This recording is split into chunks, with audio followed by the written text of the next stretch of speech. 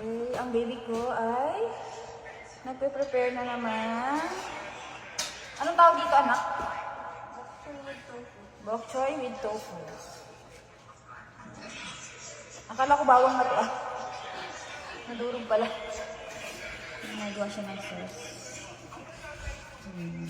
Okay. Let's see mamaya kung ano yung kakalabasan niya. Natingnan niyo na lang later, okay? Hey, the sauce is ready.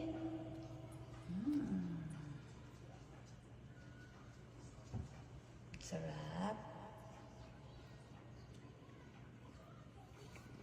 Okay, gawan mo siya ng vlog, anak, sa may mga nagtatanong. Ayan po, ready to eat. Let's go.